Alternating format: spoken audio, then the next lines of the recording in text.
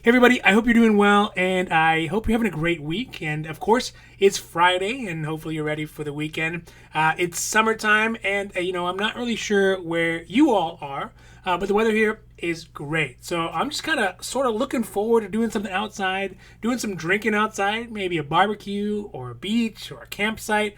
I guess overall, I'm just ready for the summertime.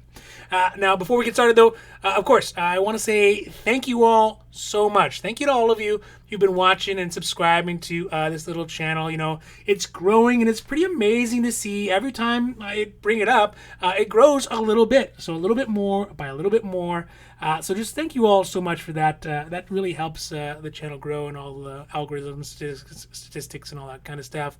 And as we get to some of the checkpoints for growth that I had kind of initially set out for the channel, I got some plans to start doing some more things other than just kind of these wanders, things like reviews and a couple other things here in the not too distant future to explore and sort of kind of find ways to enjoy the whiskey that I'm picking up from these wanders, because I am grabbing whiskey here and there as I kind of wander about all the different Costco's and Total Wines and places like that.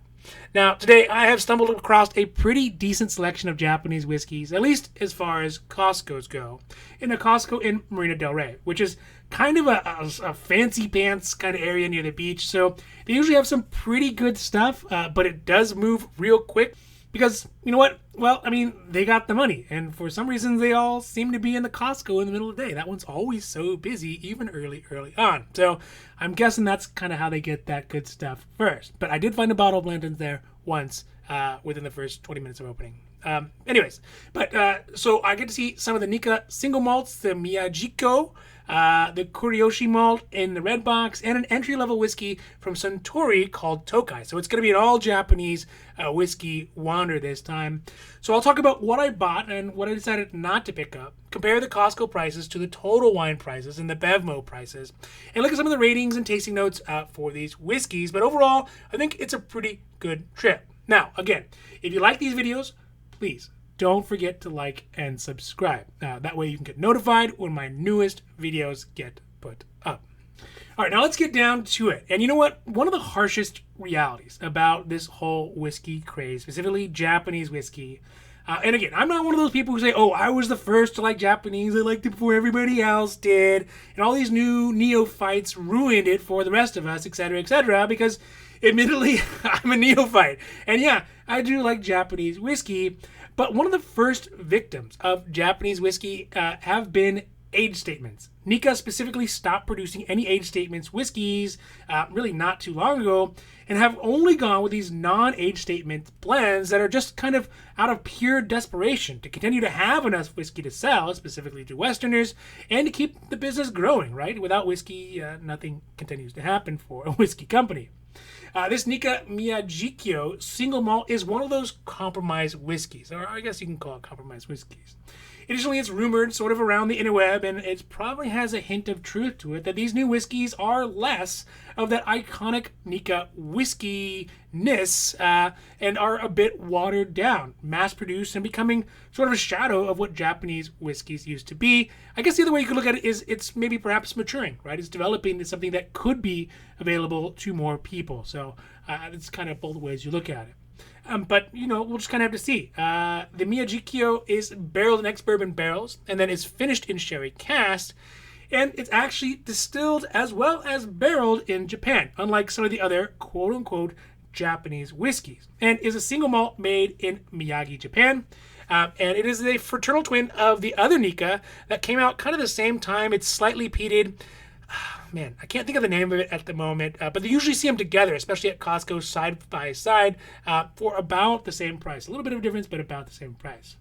Now, speaking of price, the price here at Costco is set at $74.99, which is kind of high for a whiskey without any notion of how old it actually is.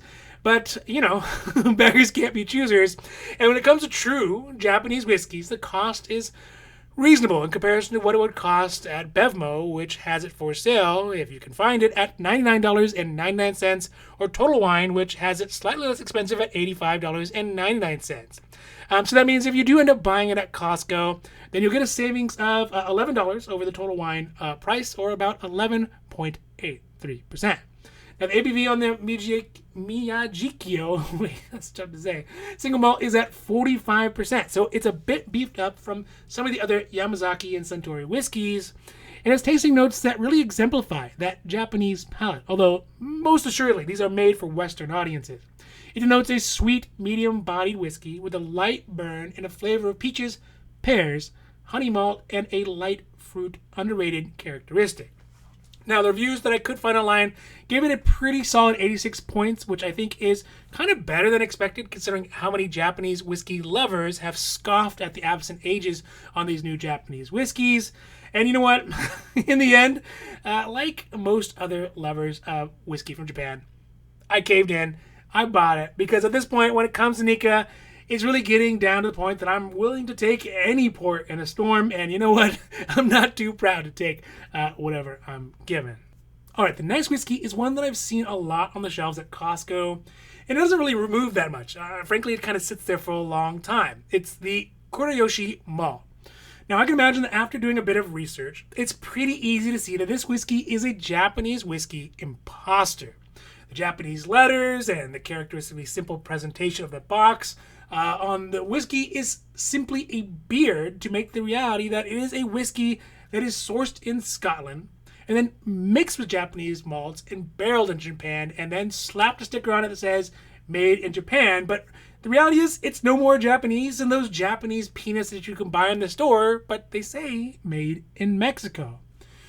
Now, of course, that being said, the Kurayoshi malt is made at the Matsui Suzu production factory in Kyoto. That was actually founded in Japan in 1910, and they make, among other things, things like soju, sakis, and other whiskeys and alcohols that are predominantly made from rice, barley, sweet potatoes, and they use a mold called koji that is also used in Japanese whiskey to give it a unique Japanese flavor.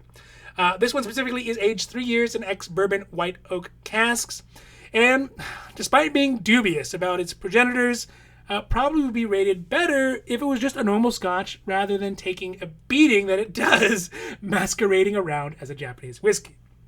Now, the cost for the Kurayoshi malt here at Costco is set at $79.99, which is pretty much on par for some of the other mass liquor distributors. So, for example, if you go to Total Wine, they also have it at $79.99, but Bevmo unusually has it less at $69.99. But the caveat to that is that it's not actually available at Bevmo, so you can't actually get it. So I would imagine that if it does ever come back into stock at Bevmo, the price will probably be updated to more accurately reflect the new world and the new increased costs of whiskeys that everyone is seeing. So what I'm saying is if it does come back to Bevmo, the price is probably going to go up. So I will put it on here, but it's not going to count because you can't actually get it. This also means that the cash savings and the percentage savings over the total wine cost, if you get it at Costco, are going to be zero because of the exact same price. Of course, ignoring the monthly club membership prices and also the likelihood of getting run over at a Costco parking lot on a Sunday, those things being excluded and not factored in. Now, the ABV on the Kurayoshi is set at 46%, so it got a bit of firepower to it, especially compared to some of the whiskeys from Japan. And the tasting notes do mention that it is richly malty flavored, very raw, grain-forward taste, raisins, nuts, and balanced tart. The reviews on it are quite low, giving it an average of 72.4 points out of 100. Those are the ones that I could find.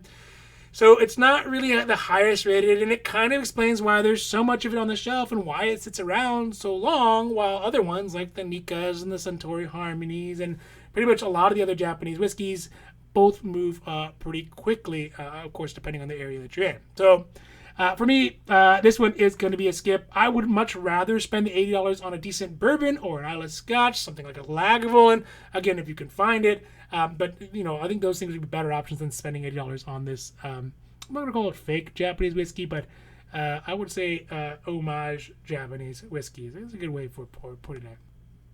Now, the last one for today is the Suntory Toki, which, albeit a very, very entry-level Japanese whiskey, it really is almost ubiquitous. Unlike its cousins, the Yamazaki and Hibikis and stuff out of Suntory, the Suntory Toki is always around, willing to lend a helping hand whenever you need a whiskey, a Japanese whiskey, to get you where you want to go.